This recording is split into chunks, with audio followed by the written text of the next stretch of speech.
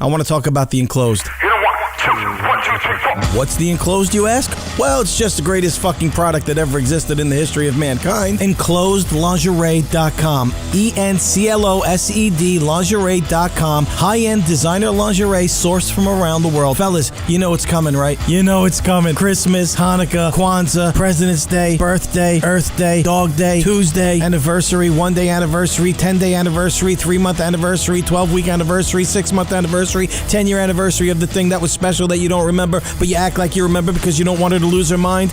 Well, you're going to have to buy her a gift. Don't get her another sweater. Surprise her. Do something smart, you dimwit. Give her the gift that keeps on giving, because Enclosed sends out a new gift every month. You just sit back and she enjoys the surprises month after month. Do you understand the concept of what I'm telling you? It's high-end teddies, robes, and lingerie every month on a subscription basis. It's kind of like beer of the month, flower of the month, except sexy, beautiful, high-end lingerie of the month that you're responsible for.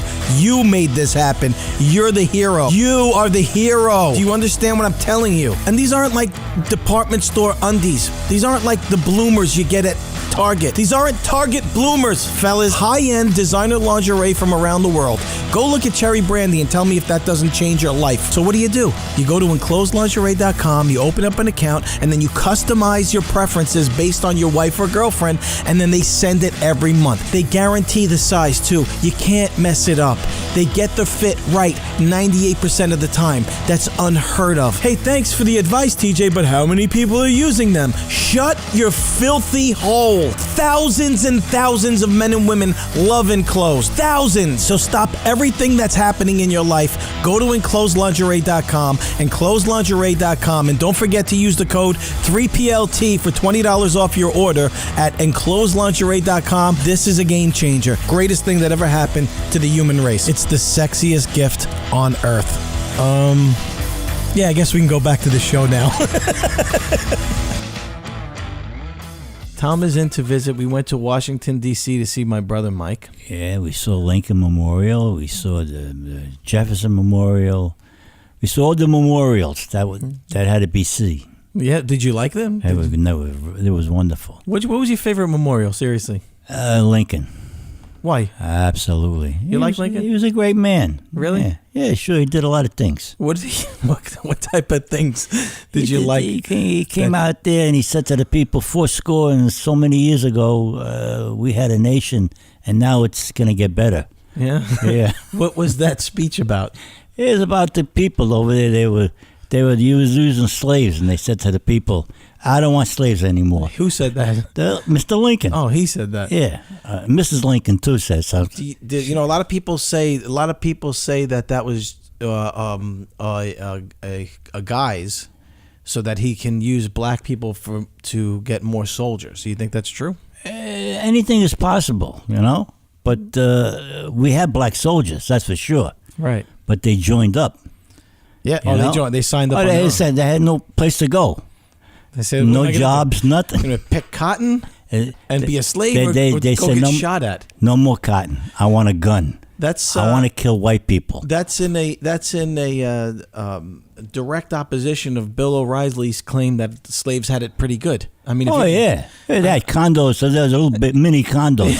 Right, according to Bill O'Reilly, right? Yeah, they had little mini condos that had little porches in the back. Yeah, little balconies. They had a little mini fridge with some Arizona iced tea. There you go. See, nobody knows how good they had it. Right. So if you're going to sign up to get shot at, as opposed to what you're doing now, that's what I'm saying. Something tells me it's not a good thing. That's what I'm saying. That's why the people in the South are very upset. You know. Why? They built those condos. You know? They built in condos.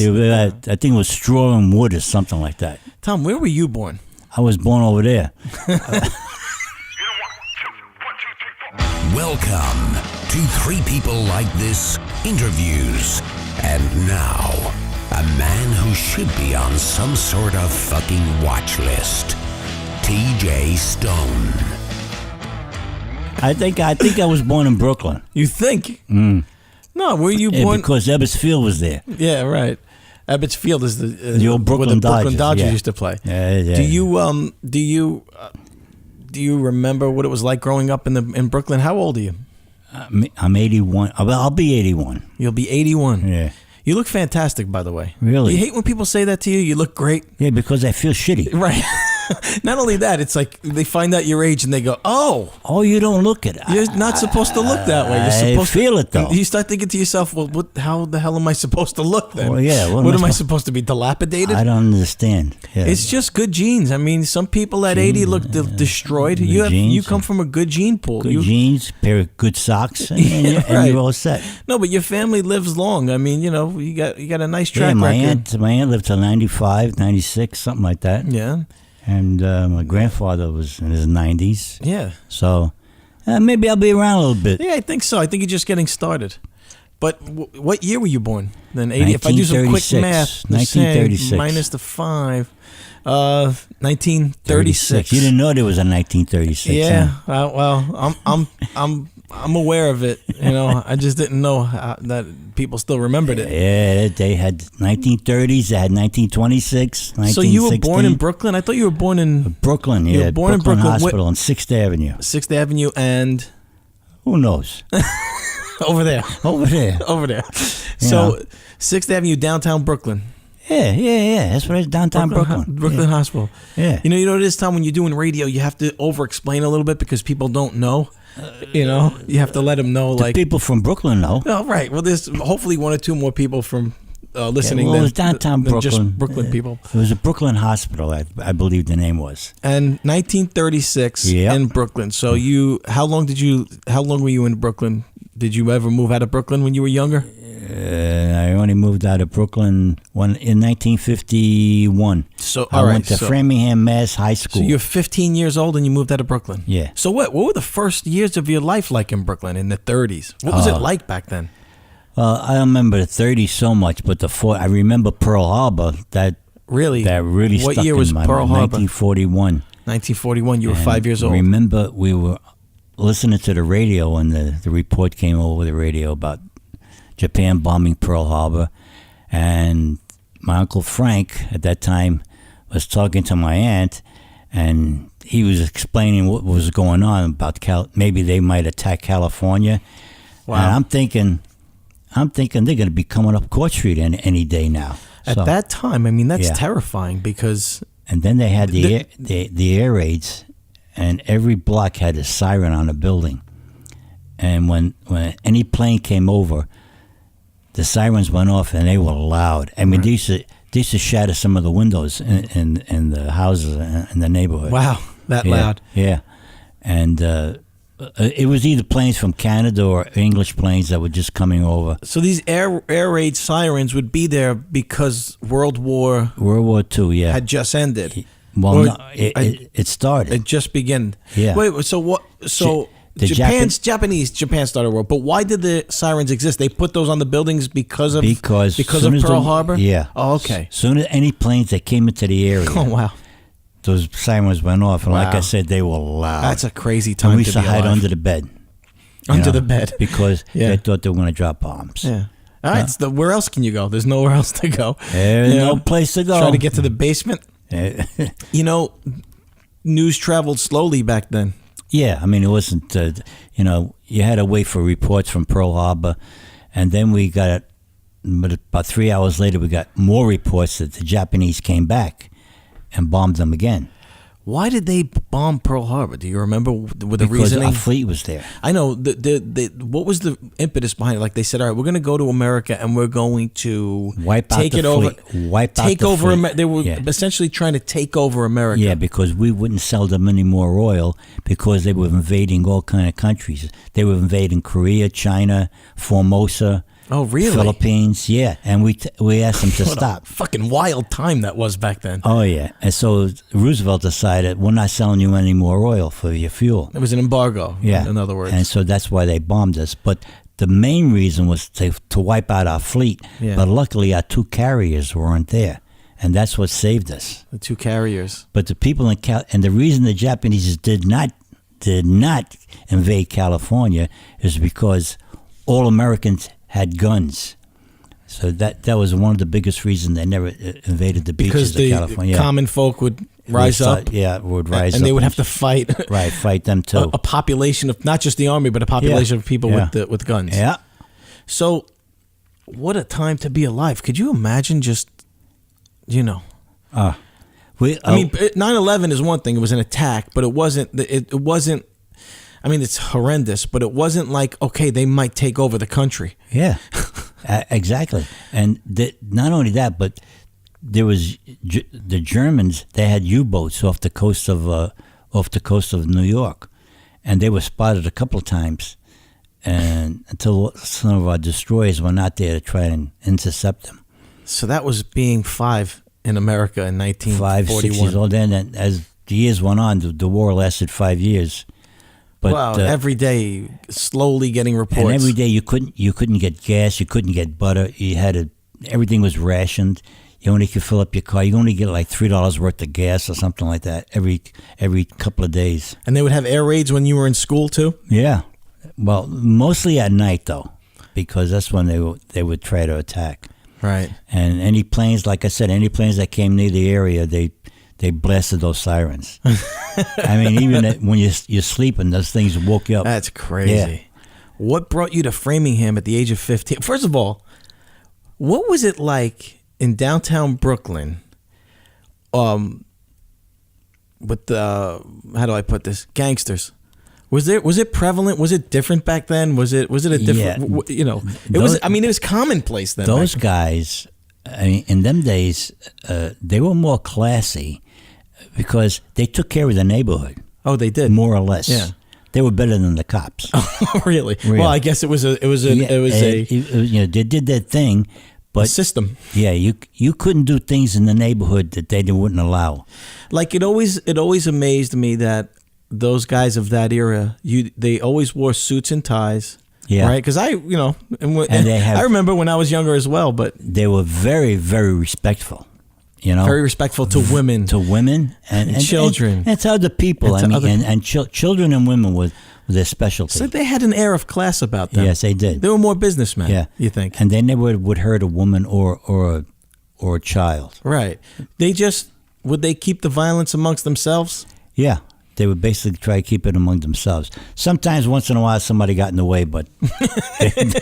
Sometimes, once in a while, somebody got in the way. Somebody got in the way. Somebody was there when they shouldn't have been there. It was a different world, huh? Yeah. It was a different world. So that's the world you're growing up in downtown Brooklyn, gangsters and war. Yeah. Is rocking the neighborhood. Right. But they were, there's a funny thing, they were gangsters, but they were very patriotic. I know.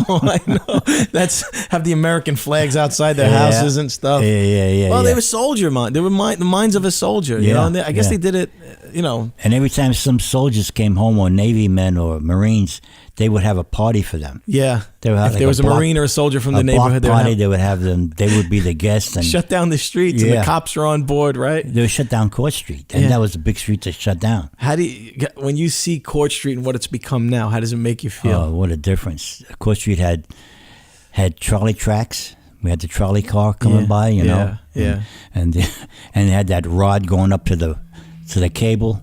And for the electric. And every time it would pass a certain area, it would spark, You didn't know if something was on fire or just a trolley. It's just sparks and craziness going on. But it was a nice time. It had cobblestones. And the cobblestone streets, some of them are still there. And when it snowed, the city just shut down. They didn't have the equipment they had today. They would just shut down because that's it. Yeah. Oh, yeah, that's right. It would snow. But it was much more fun to have a snowstorm when you were a kid, right? School was closed for a couple of days. Yeah, it wasn't filthy, dirty, black snow as it is. Well, maybe it was. I don't know. We built this forts and had snowball fights, built snowmans. When my sons listen to 50s music, you see them in the car. You've been with me when they start screaming at me. And you guys created that. I mean, how many famous... You were in a doo-wop. I had a group, a trio group. Yeah, but you guys had a couple songs that went top 20 or 100 or something, didn't you? Or was that with Uncle Mike? No, that was Uncle Mike, yeah. But we had a couple of recordings that really never went anywhere because there was so many groups out there. I mean, there was thousands. How many guys on the street corner? Well, is that what you would do? Like, yeah, go on the street corners and just start singing. And start singing. How old were you when that started? 15 years old, 14 years old. But up until, so what brought you to, so that, let's get back to that, because what brought you to Framingham? You moved to Framingham, Massachusetts at 15. Yeah, well, I was around 15 years old. I went to high school there and for 3 years because the high school was great. They were good high schools. Yeah. What were your mother and father like? Well, my father left us when I was 9 years old, so I didn't know him that well. What's the story there? That's very unusual at that age. Yeah. At that time in America, you know. And my mother and my Aunt Jean, Uncle Frank, and my grandmother and grandfather kind of raised me. Was your father a cunt of a man? Is that why he left? I mean, why would he? Yeah, he just up and left, and he found another woman, and he had another child with her. And that's at that time, that's unbelievable to hear. That nobody would. Yeah, very rare, like right? I said, if it wasn't for my uncle and my aunt and my grandfather and grandmother. That's crazy because you were an incredible father. You would never in a million years. Me either. Michael, well, maybe Michael because he's a little bit of a horrible human being. Nobody. I can never see you or I ever doing that. No, I could never do that. No, right? To your kids, and where the hell did that come from? He was a man. It was just for himself, Yeah, he was self-centered and cunt of a man. But I think but in a way, he did me a favor because the family I had really helped me along. Your aunt raised you. Aunt and uncle raised you. My mother was sick most of the time, so what was she sick with? She had myasthenia gravis. At that time, they had no cure for it. That's like multiple. Yeah, like sclerosis. Yeah, that's similar to that, right? And that's terrible. She was beautiful too. Yeah, today they have a cure for it. Oh, they do. They have to help somebody along. But so that was tough. Your father leaves at 9. Your mother's sick with myasthenia gravis. Yeah. And you're over there going, now what? Yeah. What do I do now? I'm 15. I'm over here.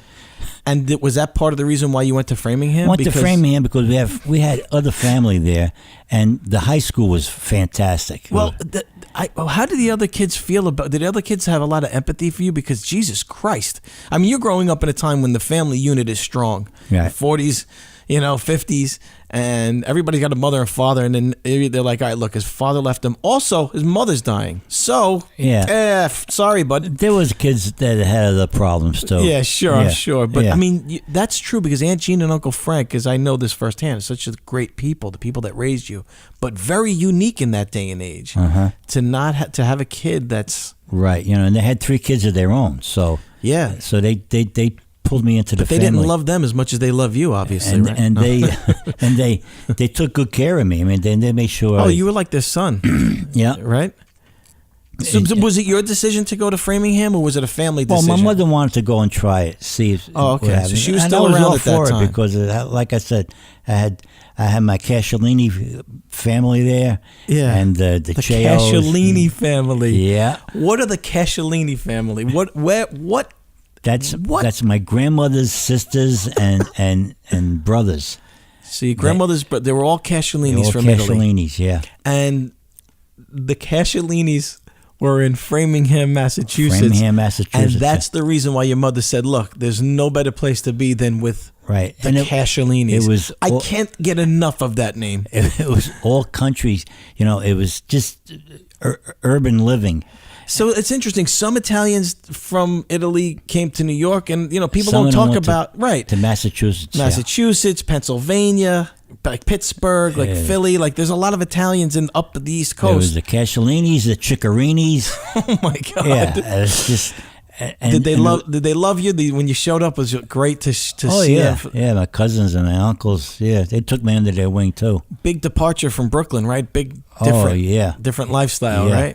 Then my cousin Donald was a fantastic football player, and when I joined the team in the high school, he took me under his wing, right? Tried to teach me everything he knew. But you were an athlete from Brooklyn. I mean, that's another thing. Yeah, you were a really, really good athlete. I was pretty good. You were really good. I heard the stories. I was pretty good. And they made you try out for the Red Sox, right? Yeah, we tried out for the Red Sox. How'd you do?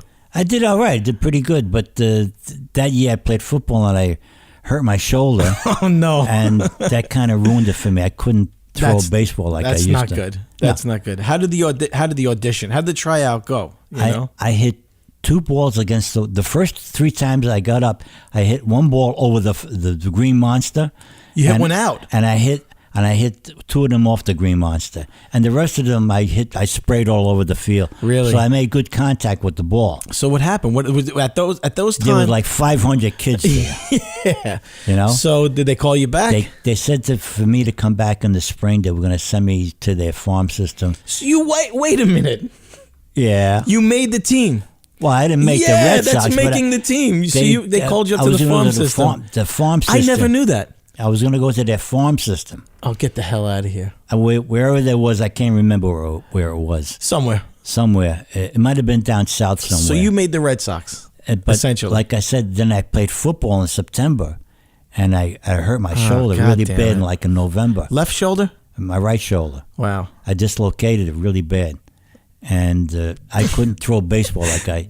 That's unbelievable. But anyway, you know... Yeah, well, no, that's just a little background. So when you got there, you started playing high school football. What position did you play? A wide receiver. You were a wide receiver. Yeah.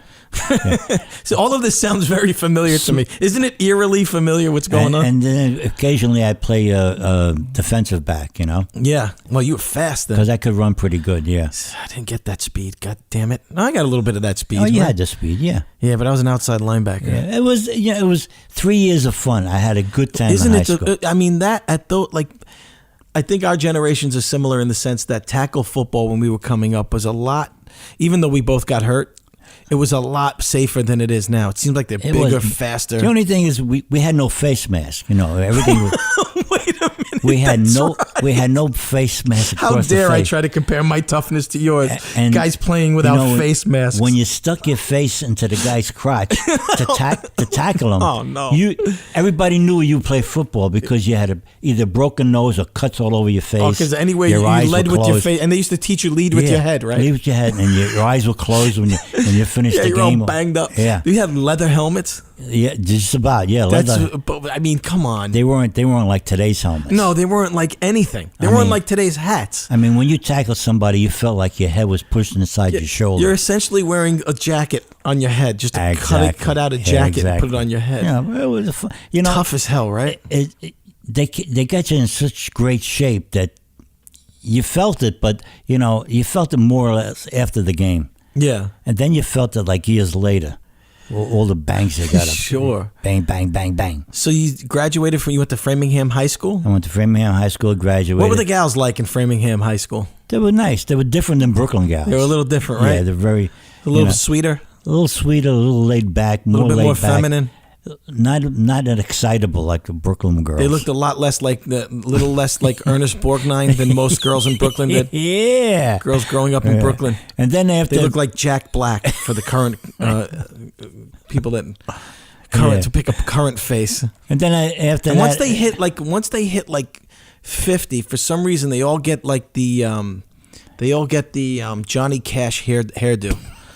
the women in Brooklyn, right? They go in and have it's like they spray their head. It looks like a hair helmet, and then they shellac it, and then they put it in that stupid oven that they sit in the barbershop, and they put that stupid oven on their head, and they bake their skulls and come out with a shellacked, and that's right, hardened skull. And they're dressed in black. Yeah, they're like Johnny Cash. If their husbands died, they dress in black. They're in mourning. So you're in Framingham with actual females. Yeah, and then after I graduated in 54, came back to Brooklyn. Yeah. And then... wah, wah, wah. And then in 1955, when the Dodgers finally beat the Yankees... Which I have behind here. I see the banner. And how do you call? They had parades in the streets. Everybody was screaming and yelling, beeping their horns. People were getting tickets from the cops because they didn't know what was going on. Right. And then in 1958, I got married, and I had you, and I had Michael, and I had Chrissy. Married in 1958? Yeah. Michael was born... 1960. You were born in 68. Chrissy was born in 72. Let's not talk about them. How great was it to have me? Oh, that was the highlight of my life. Are you kidding? I know my mom. There was a star right over here. My mom, here. Paula, is in the room. This is the woman that you met in Alaska. For the people listening, she's My mom. God That's what sent I me an call her. angel. Yep. God sent you an angel. Yeah. But the first woman you married was a complete and utter psychopath, otherwise known as my first mom. It turned out that way, yeah. But she had problems. She was problems. a psychopathic maniac. Yeah, we went to, we took you to Arizona, and that didn't work out too good. Actually, Arizona was... It was all right. It was interesting. It was an experience. Yeah, we'll glaze over that for a second. But the day I was born, how special was that? There was a star over your crib. Really? Yeah. The three wise men came. Yeah. And they gave you gifts. They gave you a scroll. It was in Latin, and it took you 5 years to decipher Understand what it was What said. it said essentially was throw him out. They said, "Are you kidding me?" Dispose of this child. I was what was I like as a baby? Oh, you were very active. Really? Yeah. What type of things would I do? Overactive. Let's see. You would climb into the drawers. Drawers? Yeah, where the clothes were. Yeah. You would climb in there and you wanted to sleep. And then you would take all the stuff out of the refrigerator and lie on one of the shelves because you were hot. Really? Really. So I was one of those kids who almost died in a closed refrigerator. Yeah. As I walked in the room, I saw the door closing. Really? And when I opened it up and I asked you, "What are you doing?" you said, "Well, I'm hot." Oh, wow. And I said, "Well, you better get out now." I was defective. I was a defective kid. And then we woke up one morning and you were cooking pancakes. But the thing is, everything was on the floor. What do you mean? The powder, the butter, the milk. Just mixing it on the floor. And mixing it on the floor. Crazy kid, right? You said you couldn't find a pan. Right. So I remember when I was younger, I used to love Evel Knievel. I don't know, for some reason I remember Evel Knievel. Yeah, and then you went right down. We lived on the second floor, and you got your bike, and you went down like 18 flights of steps, and you opened your head up, and we had to rush you to the hospital. Why did I do that? I have no idea. Was it an Evel Knievel imitation? Probably, yeah. Those days, I remember those days living in Brooklyn growing up, I remember, and I also want to ask you about Framingham is because, one of the things when we moved to Arizona, one of the things that helped me integrate with the kids was how great I was at sports. I was an athlete, and you and your crew. I always say this all the time. You and your crew. Part of the reason I was great is because when we moved to Gravesend. We lived by Avenue X. Right. So I always tell people that you and Frank and Cianci and all the guys all the fathers in that neighborhood at that time kind of created Our Lady of Grace Athletic Association, right? Mm-hmm. So how did that come about? I guess the church had some land? It had OLG had a couple of teams, intramural teams, They had this little field that had rocks on it and pebbles, and it was just half grass, half dirt. Yeah. So Tony Cianci and Frank LaPiccolo and myself and a few other guys, Paul Ravello, right? They decided to make some connections, so some politicians. Yeah. And we got some guys from Con Ed to put some lights in, to donate lights. That's impossible nowadays. Yeah, to donate the lights for the field. And we got some people from other companies to put the grass in, to make the field, the diamond. It's one of the nicest fields in Brooklyn still. The dugouts and the fence and all that stuff. And then so you had a little tiny field for like up to 8 years old, and then you had the bigger field that went up to like 13, 14-year-olds, right? Right. And then they put the concession stand in. Yeah. And it started in 1967. That's when your brother started playing ball. Right, you guys did it for that generation of And kids. then it got better in 1970, 71, 72. Yeah, and then I was born in 68, so in the 70s when I was 6, 7, 8, and then you had my whole crew of guys. And that's the thing about growing up in those neighborhoods in Brooklyn is that there were generations of people staying. Yeah. Now it doesn't work. It's there's nobody. Everybody's moved on to different places, Staten Island, Long Island, Jersey. But the great thing about that is that we had generations of kids playing sports from a young age. I mean, from the time I was in first grade, I would be in PS 216 playing basketball, baseball, football, everything. Tag, hide and seek, like everything. Athletic, active all day long, 6, 7, 8 hours. Nobody was on a cell phone. Yeah. Yeah, and then we had the outlet of sports. When we weren't playing in the schoolyard, we were playing on these fields that you guys built. Yeah, Lady Grace had baseball and they had basketball. Basketball, right? We had a year of football or two. Or two of football. We won some kind of championship. They couldn't find enough guys to run the program. They couldn't find enough, which is a shame. Yeah. And one of the things that we still talk about today, the older guys, is the amount of talent that came out of those neighborhoods. And I say our neighborhood specifically, but the same thing would be happening in other neighborhoods like Gil Hodges was from, like, I guess, Mill Basin. Yeah, we had guys like Joe Torre. Yep. Lee Mazzilli. Yep. Sandy Koufax. Right. Yeah, I mean, those are some of the guys. And on and on and on. Yeah. I mean, in later years, Franco and guys like that. Yeah. But one of the things that we always talk about is how much time we spent playing. You're always busy. You always had a game. So you had natural athletes that constantly played sports. Right. So by the time me and my crew, I mean, we were in the gym the other day and we won this. Didn't we win like the Northeast Regional? Yeah. What did we win? What kind of championship was it? A couple of championships. Pete Aberano won a couple of championships. Yeah, and his crew. And I won one. But when you coached me when I was 11, that's when we traveled. It was a Little League World Series. It was upstate New York. It was upstate New York, and we went to, where was it, Mount Vernon or somewhere like that, and we won. We entered this national tournament, and this team from Brooklyn, we won the championship. I tell that story all the time because I was 10 years old. Yeah. 11. And we beat some good teams. We beat teams from Texas, from all Florida, and the good thing is we had no idea. We had no idea how good we were. Yeah. There was no preconceived anything. We're just a bunch of kids playing baseball, and you were relaxed when you played. We were relaxed. There was no pressure. You guys never yelled or screamed. We had fun. It was a family environment. It was you had a mind of, listen, we're out here and we're going to play ball. Whatever happens, happens. Yeah. And we're having a good time. Yep. Throw the ball, hit the ball, catch the ball. Yeah. That's it. And never pressure from relaxed, the and that's why you won. I think I batted 750 for the series, if I'm correct. No, I remember I played third. I remember, what I remember vividly about that is getting to the championship game. I remember it's the first feeling of nervousness I ever had as a baseball player. It was a lot, yeah. And it was like 2 outs. They had a man on second. We were up by like 3 runs. And I had a ground ball, and I was always lock solid. Great. And I got so nervous that I put so much energy into it that I threw the ball over his head and out of the stadium. Like it went sailing like a million miles. It's still going. And I remember, this is why I coach the way I do, by the way. And I remember the run scores, and now we're up by only 2 runs, and it's a championship. And the other team's parents and everybody's going crazy. And I look over to my father, who's in the dugout, right? And he's laughing.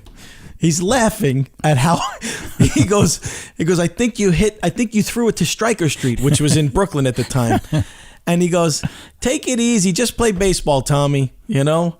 And the pitch, and I wish the story ended where it hit it to me and I made the last out, but that's not how it ended. It was a dribbler to the pitcher.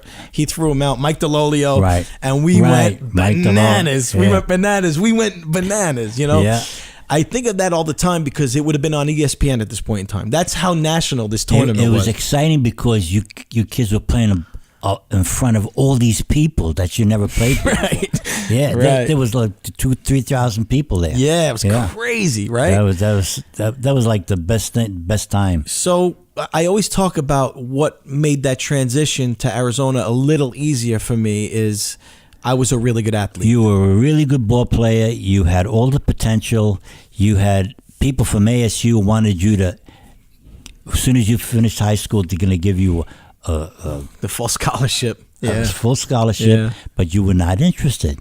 And I kept telling them that. I was a little intimidated, you know. I kept telling them that, but they didn't believe me. Yeah. You know, and finally I convinced them that you weren't interested. Yeah. I mean, but it's UCLA, all right. USC, Florida State, Louisiana. I'm just making names up. None of those people are interested in me. I know. No, but just say yes, you got in touch with me. Yeah, right. Nobody else. Well, I always tell the story of how, I don't know if you remember this, there was, I forgot who it was. I don't know if it was a scout or somebody from Arizona State or something, and there was a letter from Arizona State like an envelope like this, Arizona State, and it said scholarship offer or something.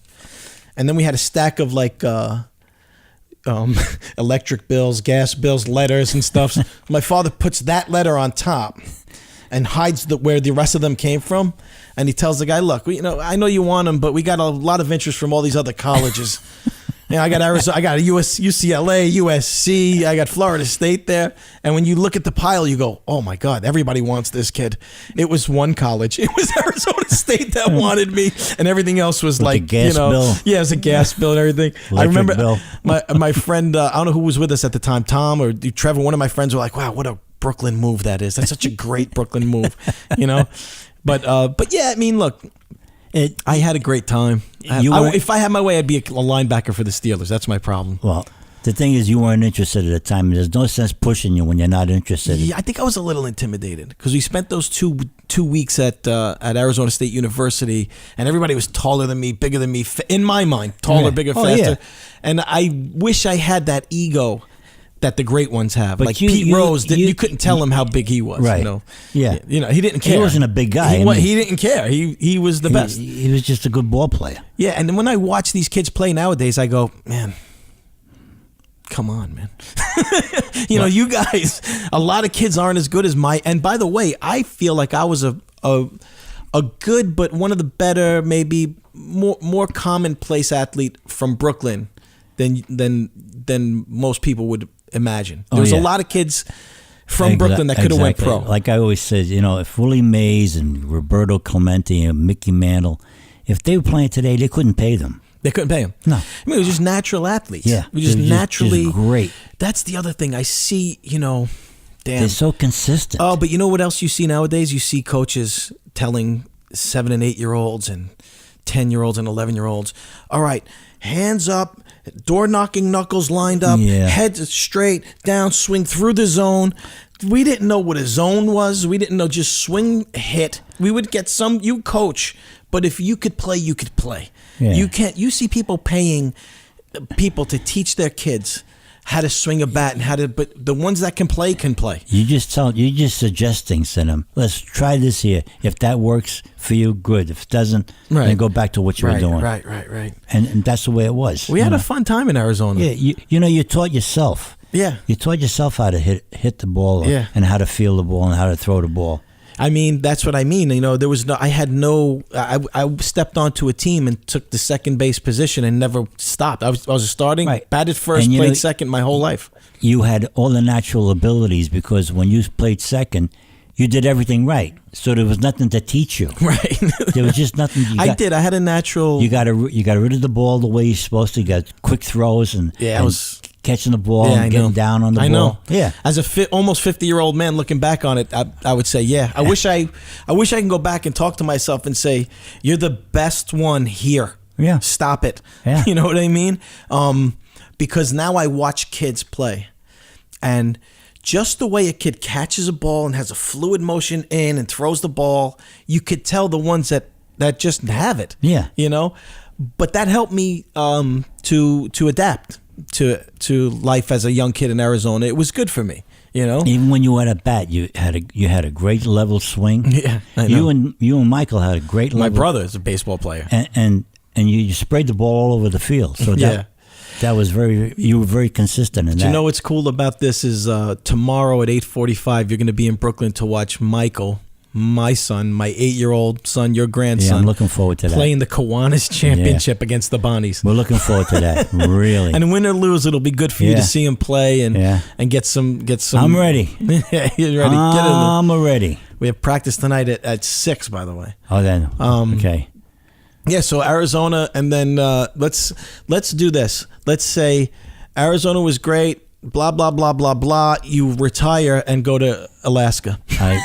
Well, we're glazing over maybe 20 years, but because we don't have time, we have time constraints. I worked at NBC for 12. Oh, that's right. 13. You worked in Rockefeller Center. What'd you do there? On the Carson Show. What'd you do? worked on in the maintenance department, but we worked on the Carson show, on the news show. We're maintaining all the studios, all the equipment, and all that stuff, cameras and stuff like that. And it was fun because I met a lot of movie stars and a lot of TV stars. Yeah, who'd you meet? Oh, everybody, just about everybody you can think of. Jack Lemmon, Dean Martin, Ernest Borgnine. Yeah, George Burns, Ernest Borgnine, all the old George timers. Burns, all the old school. Jerry Lewis, Jack Palance.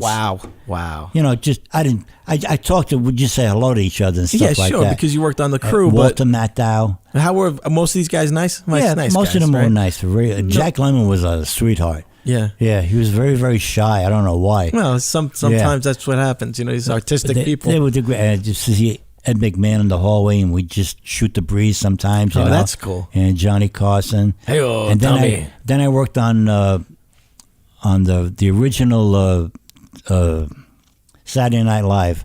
Jim Belushi. Wow. John Belushi.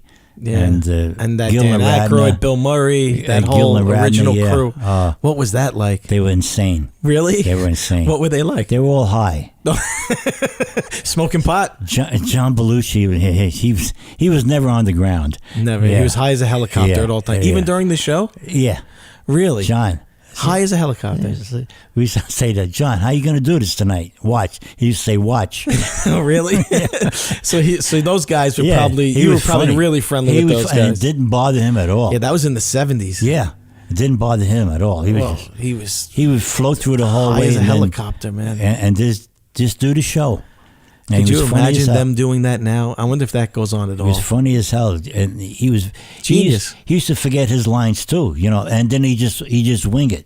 Really? Yeah, this was live. Yeah, you were part of the crew, so you were part of the crew of the cameramen. We used to watch the rehearsals, the cue cards, and we used to know the lines too. You know, really. So if they forgot a line, they just improvised. So when you were home, did you ever work when the show was being shot live, or would you be? No, I'd be there live. Live. Yeah.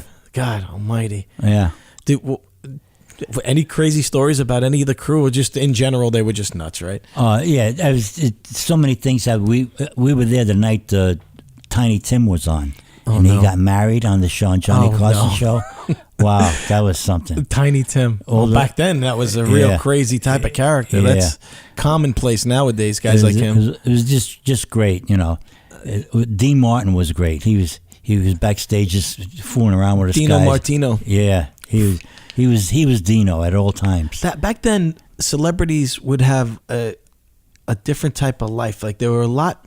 They would do crazy. They would party and have their crazy lifestyle, but they were very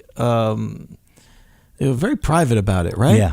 It wasn't like private. today when everything's out in the open, social media, right. photos. Everybody knows what everybody's doing. Yeah. Fighting for attention. Yeah. Back then, you were famous, and then in your private life, you did everything you could. Carson was very private. He didn't give any interviews. Very rarely. Right. He gave an interview. Could you imagine like Dean Martin and Johnny Carson taking a selfie at a restaurant? Yeah, right. No. And posting it? No. Those days don't exist. Those are different days. No, yeah. And then we went to Arizona. Because my mother had arthritis and the doctor suggested Arizona, and then she kidnapped me and my sister and stole us and took us out there, and nobody knew where we were. Something to that effect. Anyway. Because she was a psychopathic maniac. Then you went back to Brooklyn. That was not a good move. No. Not really. Michael was up in Alaska. Right. And he went to Alaska when he was 18 years old. 18 years old. Yeah. And how did the neighborhood react to that? They thought he was going to Vietnam. Yeah. How could you let him go? What are you going to do? He's going to die. How is he going to eat food? Yeah, he was always inclined to be part of nature, I guess you would say, if that's the right way to put it. You know, he was an 18-year-old Italian kid in Brooklyn, 16, 17, in his teen years, listening to John Denver, Waylon Jennings, Willie Nelson, going hiking, climbing, camping. And he went to Alaska. Mountain climber. He's an amazing guy. And I said to him, if you don't like it, you can always come back. Well, to your credit and your psychopathic wife's credit, you guys encouraged him.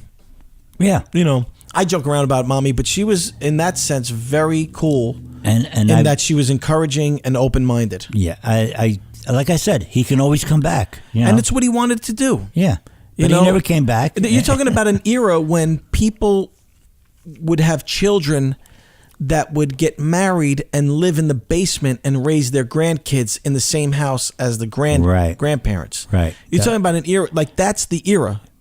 Houses were bought for families. And no one understood that. And extended families. Nobody understood that. Right. That's essentially what Gravesend was, Bensonhurst, Bay Ridge, downtown Brooklyn. It was like 8 to 10 to 15 people in the same house. Right. So he went out there. He did his thing. Yeah, you don't move. You don't go from Gravesend to downtown Brooklyn because that's too long of a drive. How am I going to get there? When are we going to see you? Right. He said Alaska. It's like another country. Yeah, another world. His grandparents' heads started to heat up and boil, like the skin started to pop when they. Yeah. So he goes out there, and it's 78. He gets his master's, and he goes all the way up to getting his doctorate on Northern Studies, and that was 1997. We all went out there to he's graduate. Got his doctorate. He's a scientist. He's a scientist. And Dr. Mike. Dr. Mike. And but now he left the university last year. Well, you retired. Yeah. From Brooklyn, and you went up there and you worked on the university. I worked at the university in 1999. Met my beautiful wife Paula. And we got married. Paula Safrega, ladies and gentlemen. Yeah. She's in the room, but I'm not asking her to come on mic. Yeah. But she's an incredible human being. And anyway, I've been happily married for 18 years.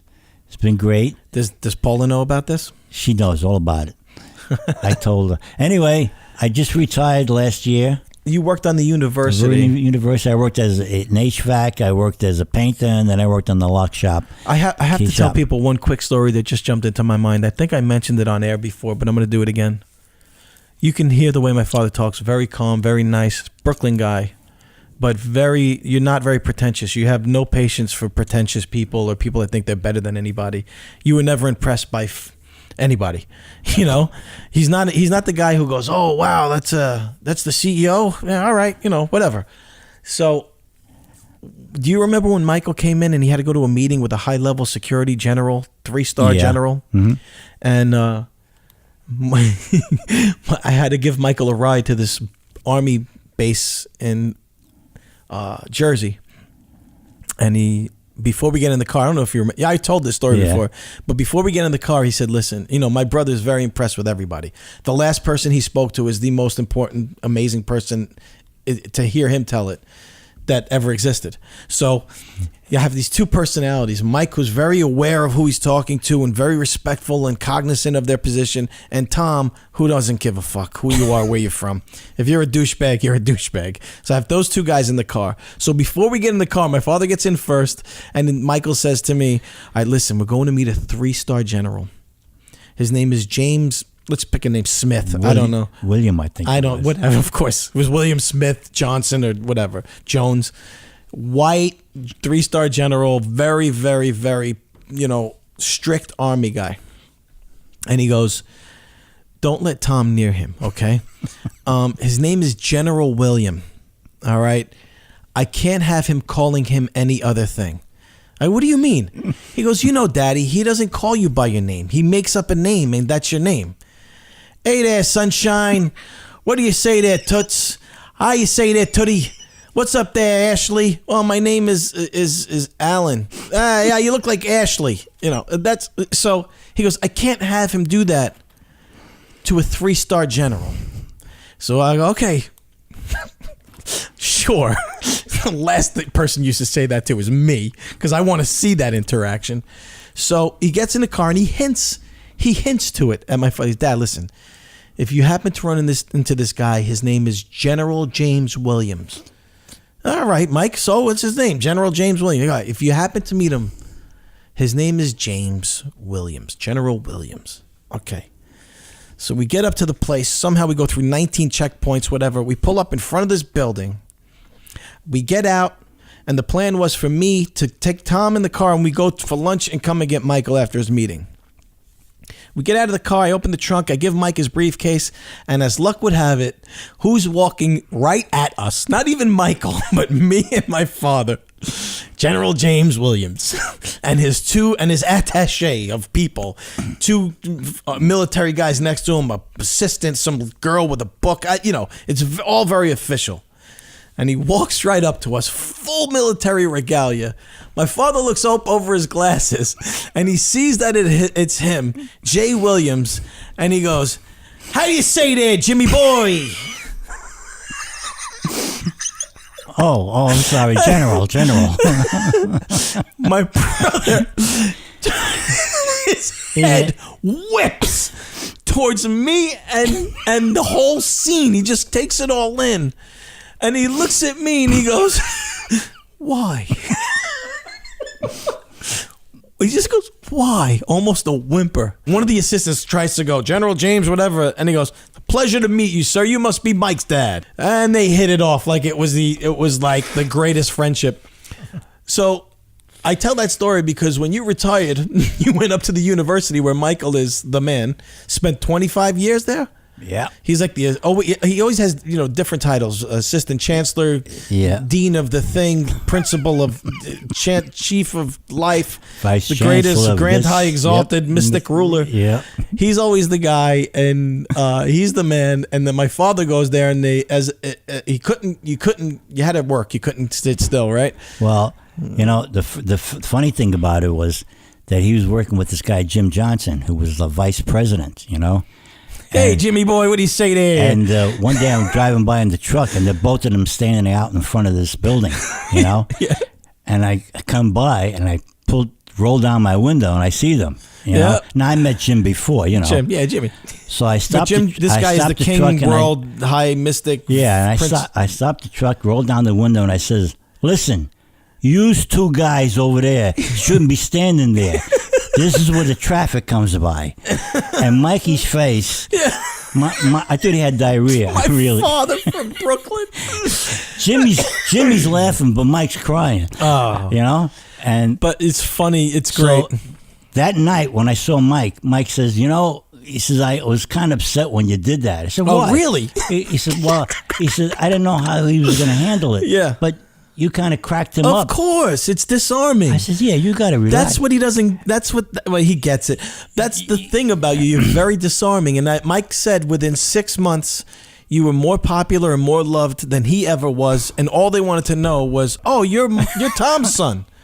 He went from being, Dr. Mike to Tom's son within 6 months. Yeah, They used to come up to the window when I worked in the key shop. Are you Mike's dad? But by the way, mind you, we're talking about the chancellor, vice chancellor of the university now, Mike's dad. I said, I'm Mike's younger brother. Yeah, right. So it's things like that, You do. You look great. And he says, "He's a very nice kid." I said, No, he's not. No, he's a bad person. Stay away from him. Anyway, I worked at the university, and it was great for me. Yeah, it was fun, right? Everything was great. Yeah, it was good stuff. And I met a lot of people. In fact, I met a lot of military people. Yeah, that's part of the thing about the ROTC there. Yeah, you're a very, very conservative guy, Tom. Very, very patriotic. Now that you're up in Alaska, you're allowed to have firearms, which means you have an arsenal.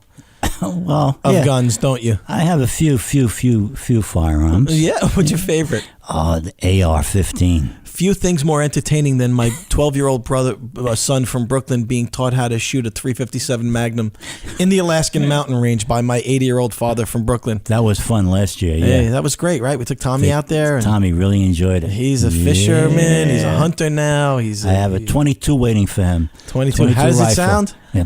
Well, the 22 would go bam, bam, bam, bam, bam, bam, bam. I wish Tommy was here. He imitates you when you do that. Grandpa says he's going to give me a gun, and it goes bam, bam, bam, bam, bam, bam, bam. That's for him. This is good stuff. Yeah. Listen, it's getting a little late. We got family coming to the house to meet you at 1:30. It's 1:03. Okay. Believe it or not, that was a 52-minute interview. How does that feel? Doesn't that feel good? Wow. And no commercials. No, that's the great. first. Hopefully, the first of many.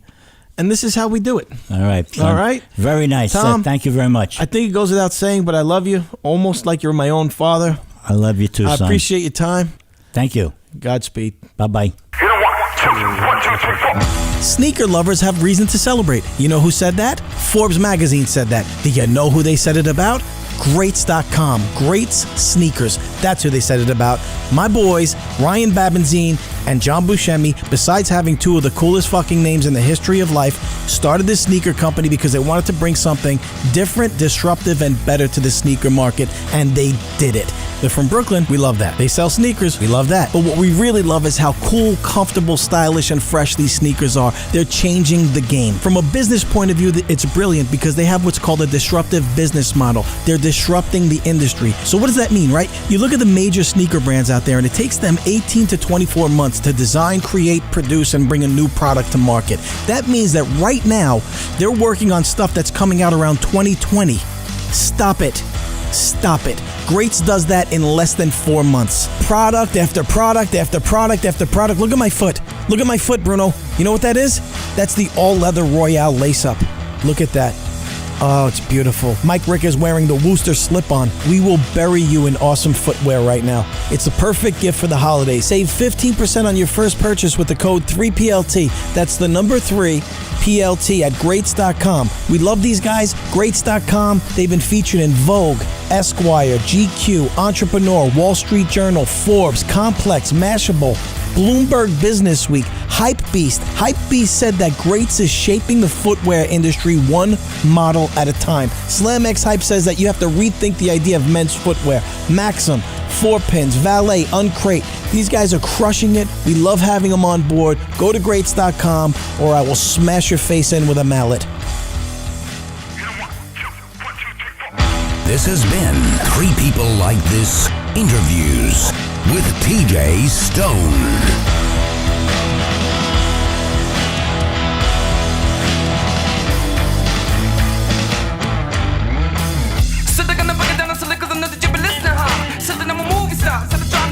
Got a house one near one box. You see me, believe me, I'm about to make you look on troll. Yeah. Well, hold up. Said you need to get a hold of your pie. Said I've been about a bit, so you need to get a hold of yourself. Yeah. Well, you see me, believe me, I'm about to make you look on troll. Yeah. But the one thing they always talking about, yeah, the one thing they always know, they always turn to me.